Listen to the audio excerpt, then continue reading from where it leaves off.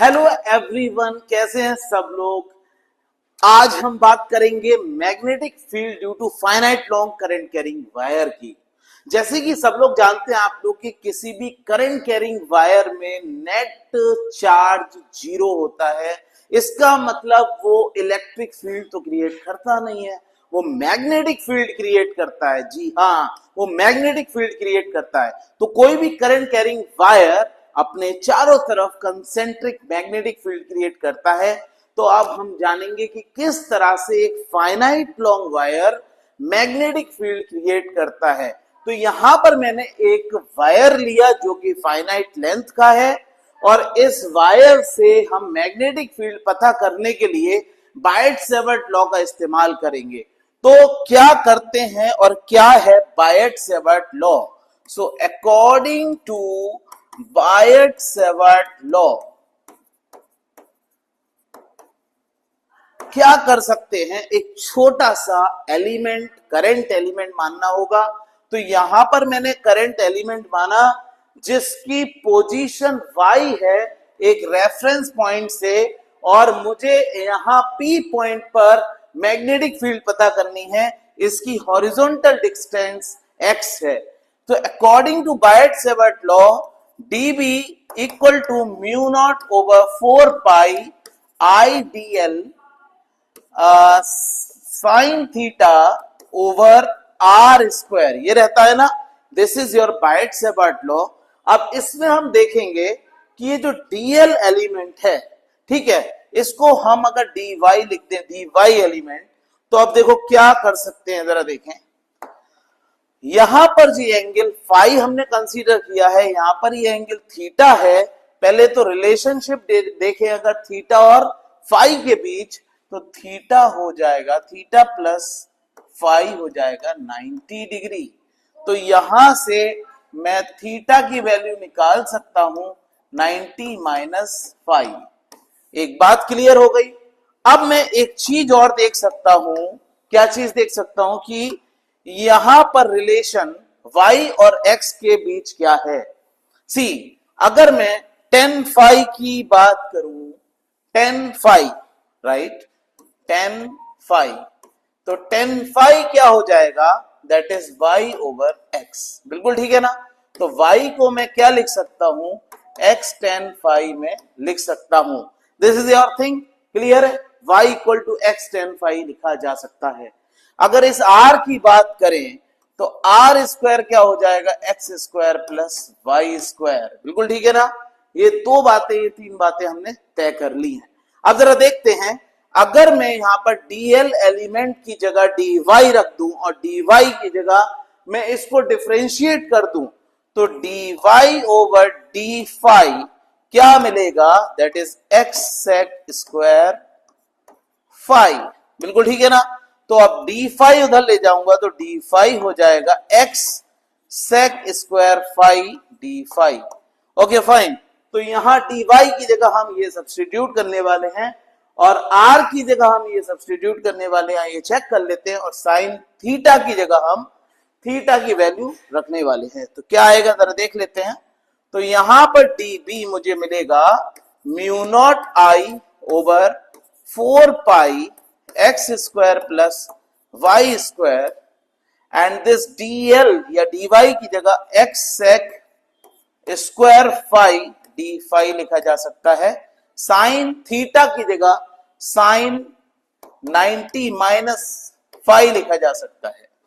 ये बात हो सकती है। अब यहां पर मैं क्या कर सकता हूं कि y की प्लेस पर मैं x tan फाई लिख सकता हूं।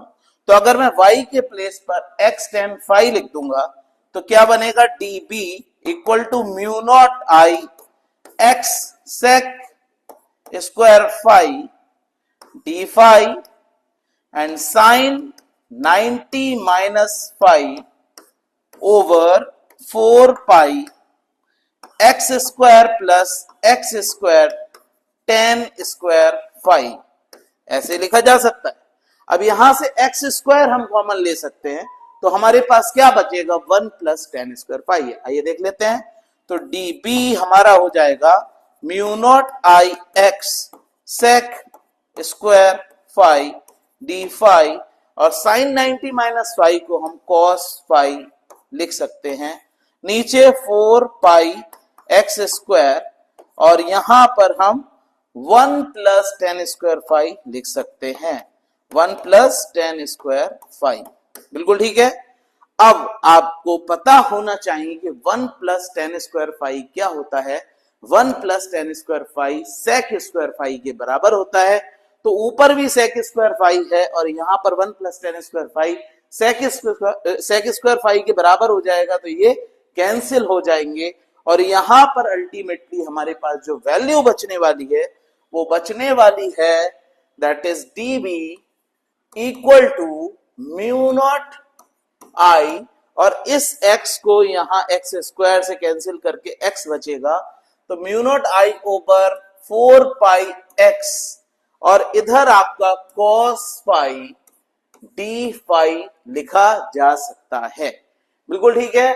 अब क्या कर सकते हैं, ये हमारे पास एक डिफरेंशियल मैग्नेटिक फील्ड मिल चुकी है इस छोटे से करंट एलिमेंट की वजह से P पॉइंट पर, जो कि किस डायरेक्शन में है, इनवर्ड डायरेक्शन में है। अगर हम अपना राइट हैंड पाम रूल लगाएं और थंब को in the direction of current रखें, फिंगर्स को in the direction of position रखें, तो पाम हमारा इनवर्ड आ रहा है, तो इसका मतलब डायरेक्शन ऑफ करंट आपकी इनवर्ड हो जाएगी, इनवर्ड। Is that clear? अब क्या कर सकते हैं, यहां पर हम इंटीग्रेट कर सकते हैं। ये तो एक छोटे से पीस की वजह से मैग्नेटिक फील्ड आई है। अब हम क्या करेंगे, पूरे में इंटीग्रेट कर देंगे तो टोटल मैग्नेटिक फील्ड हमें मिल जाएगी। तो इंटीग्रेशन के लिए हम एक लिमिट सेट करनी होगी। लिमिट्स हम सेट कर सकते हैं क्या, कि अगर हम ऊपर वाले एंड से अल्फा एंगल मान ले, एंगल अल्फा, ओके, अल्फा, और नीचे वाले एंड से बीटा एंगल मान लें, दिस इज एंगल बीटा, ठीक है। ऊपर वाले एंड से एंगल अल्फा मान लें और नीचे वाले एंड से एंगल बीटा मान लें, तो हमारे पास लिमिट हो जाएगी upper is alpha and lower is negative beta. Why? क्योंकि ऊपर वाला जो एंगल है वो आपका क्लॉकवाइज है, तो नीचे वाला आपका एंटी क्लॉकवाइज है। तो अगर मैं ऊपर वाले को पॉजिटिव मानूंगा तो नीचे वाला मेरा क्या हो जाएगा, नेगेटिव हो जाएगा। तो अगर मैं यहां पर अप्लाई कर दूं, इंटीग्रेट कर दूं, integral d b that is mu naught I over 4 pi x integral cos phi d phi, and limits are minus beta to alpha. Alright, समझ आई बात, ये क्लियर है। तो यहां से फिर अब cos का इंटीग्रेशन क्या हो जाएगा, साइन हो जाएगा। तो फिर dB को हम b लिख सकते हैं mu naught I over 4 pi x, cos phi को हम लिख सकते हैं साइन फाई, एंड लिमिट्स लगा देंगे माइनस बीटा टू अल्फा। तो यहां से p इक्वल टू क्या मिलेगा, mu naught I over 4 pi x sine alpha plus sine beta.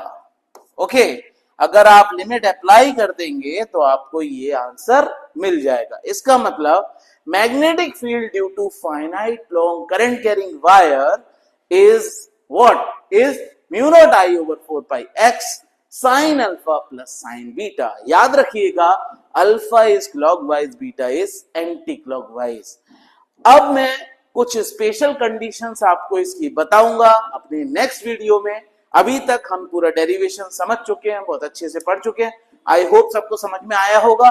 तो आगे हम और बात करने वाले हैं, तब तक के लिए शुक्रिया, थैंक यू।